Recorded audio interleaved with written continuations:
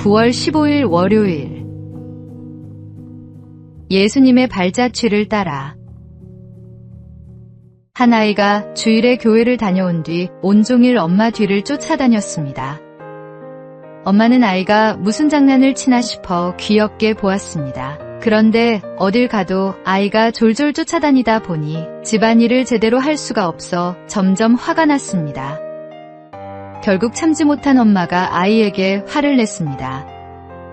방에 가서 놀라고 했는데도 왜 말을 듣지 않고 엄마 뒤를 쫓아다니니? 그러자 아이가 뜻밖의 대답을 했습니다. 오늘 교회에서 선생님이 예수님의 발자취를 따라가야 한다고 가르쳐 주셨어요. 그런데 아무리 찾아도 예수님의 발자국이 보이지 않아서 가장 사랑하는 엄마의 뒤를 쫓아다녔어요.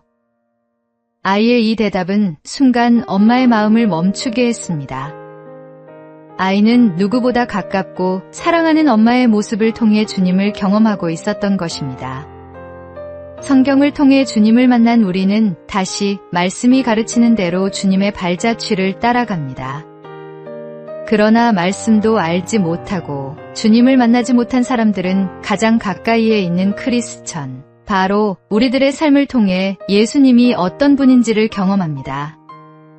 동행하는 사람은 말보다 더 깊은 삶의 향기로 복음을 전하고 삶 가운데 저절로 복음의 향기를 세상에 내뿜습니다. 오늘의 말씀하시되 나를 따라오라. 내가 너희를 사람을 낚는 어부가 되게 하리라 하시니. 오늘의 만나.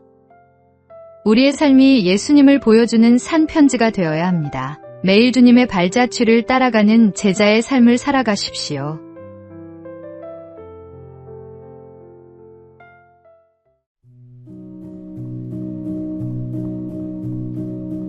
(9월 16일) 화요일 합격 사과의 교훈. 일본 아오모리현은 일본 사과 생산량의 절반을 넘게 차지하는 유명 사과 산지입니다.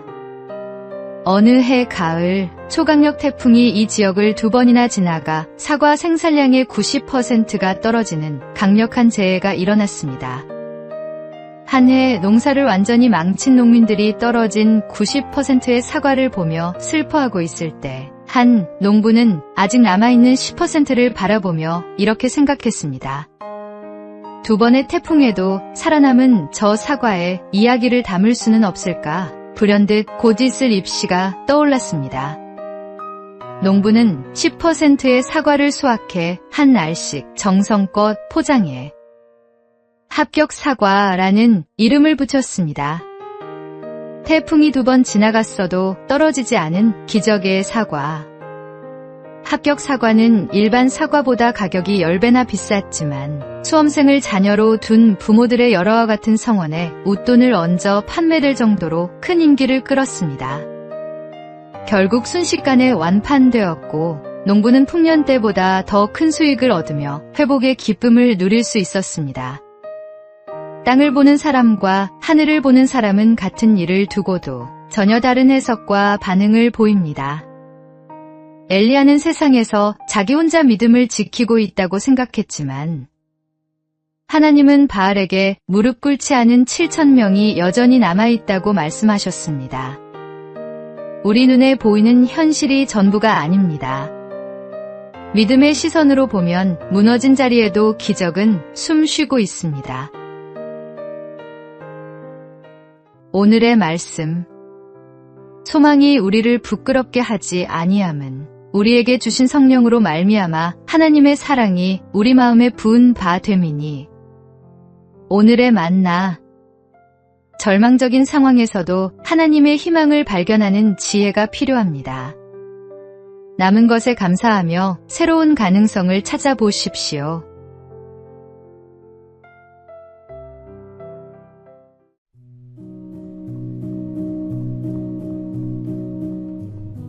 (9월 17일) 수요일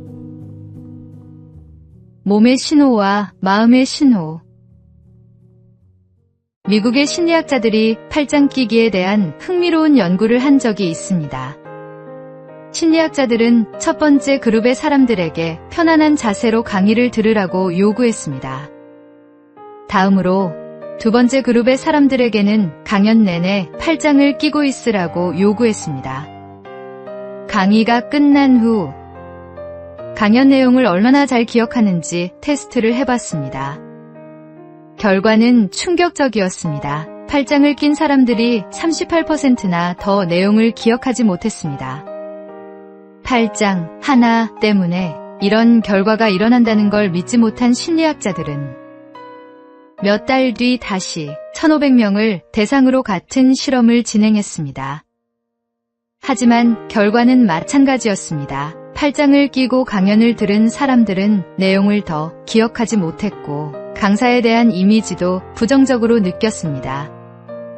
몸의 자세 하나가 집중력과 감정에 얼마나 큰 영향을 미치는지 보여주는 결과였습니다. 마음의 신호는 결국 몸의 신호로 이어집니다. 예배를 드리고 찬양을 드릴 때 우리의 몸의 신호는 어떻습니까? 간절히 은혜를 구하는 마음으로 누구보다 일찍 와서 앞자리부터 앉습니까? 아니면 혼자 있기 편한 자리를 찾아가 적당히 딴 생각을 하다 조용히 돌아갑니까? 주님은 우리의 마음을 보시는 분이지만 마음이 주님께 향한 사람은 말과 행동, 몸짓과 시선으로도 그 마음을 드러내기 마련입니다. 예배의 태도는 곧 마음의 방향을 말해줍니다. 오늘의 말씀. 하나님은 영이시니 예배하는 자가 영과 진리로 예배할지니라. 오늘의 만나. 진정한 예배는 마음과 몸이 하나 되어 주님께 드려지는 것입니다. 온 마음과 정성을 다해 하나님을 예배하십시오.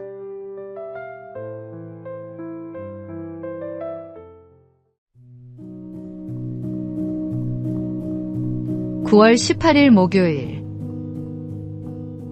교만의 5가지 가면.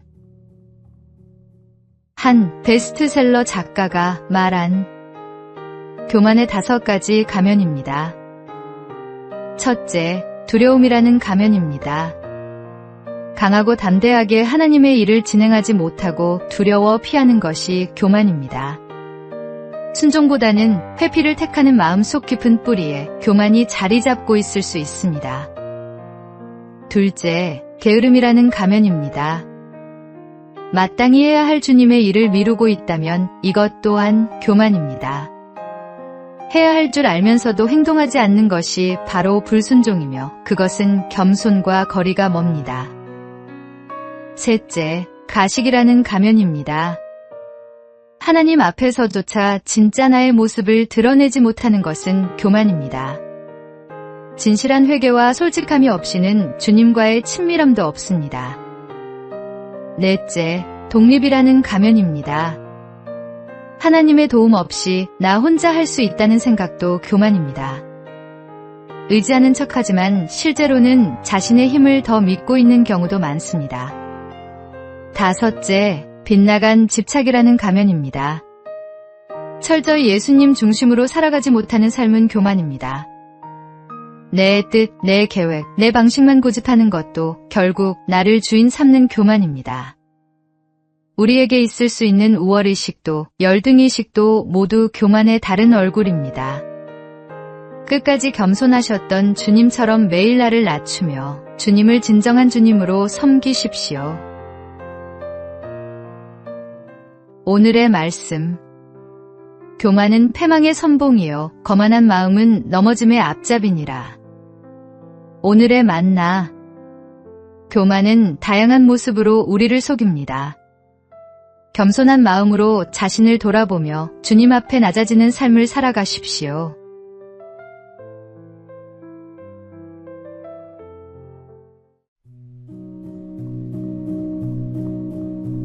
(9월 19일) 금요일. 이발사와 성도의 대화.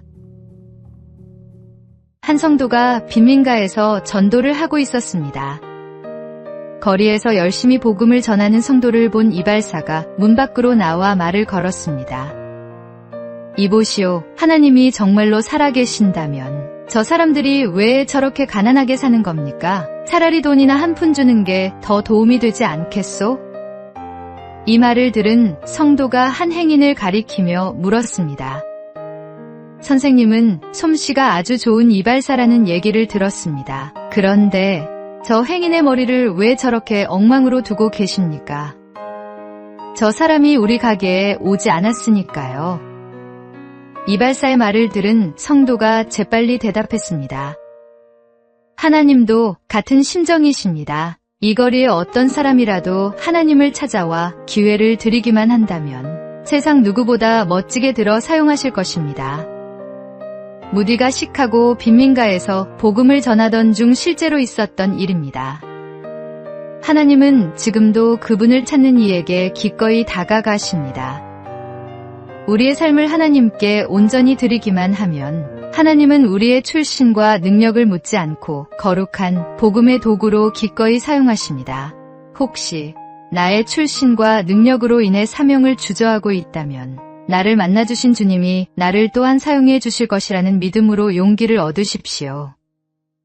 하나님께 쓰임받기 위해 필요한 것은 완벽함이 아니라 순전한 헌신입니다. 오늘의 말씀. 그러므로 너희는 가서 모든 민족을 제자로 삼아 아버지와 아들과 성령의 이름으로 세례를 베풀고. 오늘의 만나. 하나님은 우리의 조건을 보지 않으시고 헌신하는 마음을 보십니다. 나의 모든 것을 주님께 드리는 충성된 일꾼이 되십시오.